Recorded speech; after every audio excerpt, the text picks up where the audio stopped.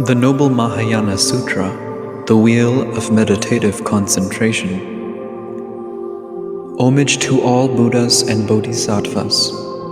Thus did I hear at one time, the Blessed One was reciting on Vulture Peak in Rājagṛha, accompanied by a Sangha of 1,250 bhikshus, and a Sangha of innumerable, countless bodhisattvas, surrounded also by various retinues of gods, nagas, yakshas, and other beings.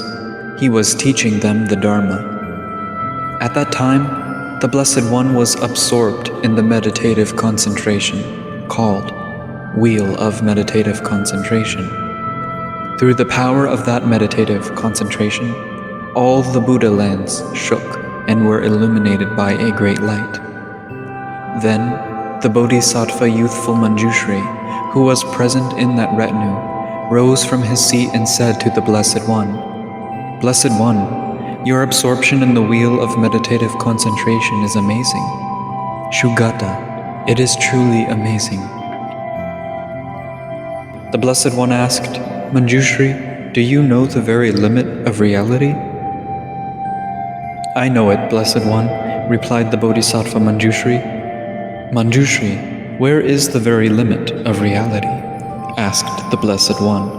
Mañjuśrī replied, "Blessed One, the very limit of reality is where it is not." "Mañjuśrī, where is it not?" asked the Blessed One. Mañjuśrī replied, "Blessed One, it is without any location." The Blessed One asked, "Mañjuśrī, what is meditation?"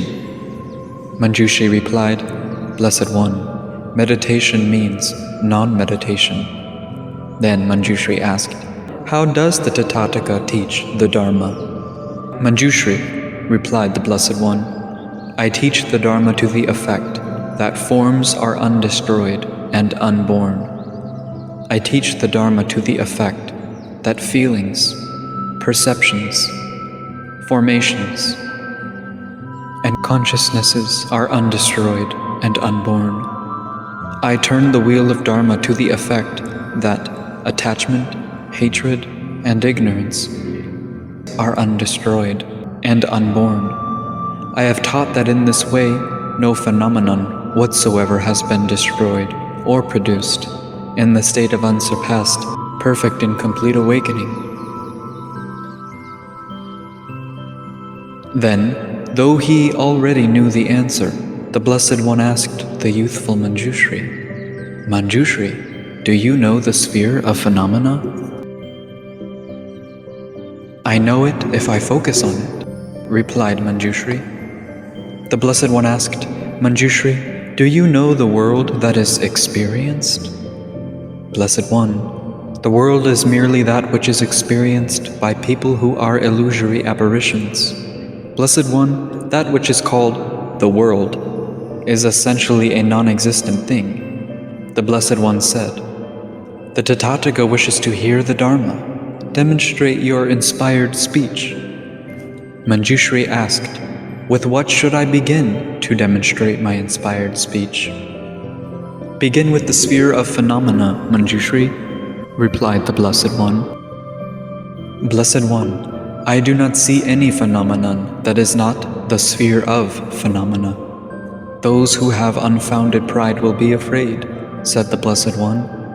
"Blessed One," replied Mañjuśrī, "if the very limit of reality is afraid, then those who have unfounded pride will be afraid. Why? Because the very limit of reality and those who have unfounded pride are one and the same, and indistinguishable." "Mañjuśrī," said the Blessed One, "you are a Vajrabasis." "Blessed One," said Mañjuśrī, "since all phenomena are indivisible and inconceivable, they too are Vajrabasis." "Why are they said to be Vajrabasis?" "Because sentient beings do not exist and things do not exist, they too are Vajrabasis." "Blessed One, such a very limit of reality does not exist. Whatever is such a limit neither comes nor goes."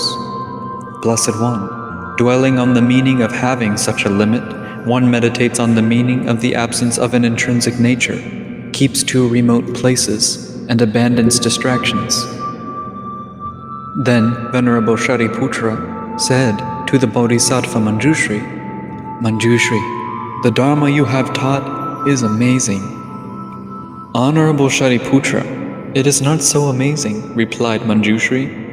The uncontaminated arhats are not vessels for this Dharma teaching. Why? Because a Dharma teaching like this does not engage with the attributes of ordinary beings. It does not engage with the attributes of arhats. It does not engage with the attributes of pratyeka Buddhas. And it does not engage with the attributes of Tathagatas. It does not engage at all in the observation of phenomena. This is because it neither engages in nor retreats from anything. This is because all phenomena are void. Mañjuśrī, will you say what you had in mind? Honorable Shariputra, replied Mañjuśrī, if the state of an arhat is the state in which attachment, hatred, and ignorance have been extinguished, then of what can they be a vessel? Of what kind of Dharma can they be a vessel? It is with this in mind that I say that arhats whose contaminants have been extinguished are not vessels for this Dharma teaching. Honorable Shariputra, do you esteem this as a Dharma without death and rebirth? Mañjuśrī, I do. Then the Blessed One said to the Bodhisattva Mañjuśrī, Mañjuśrī, excellent, excellent. You are to be praised for your mastery of the meaning of the profound Dharma. After the Blessed One had spoken thus, the Bodhisattva youthful Mañjuśrī, the Venerable Shariputra, in the world with its gods, humans, asuras, and Gandharvas, rejoiced and praised what the Blessed One had said. This concludes the noble Mahāyāna Sūtra, the wheel of meditative concentration.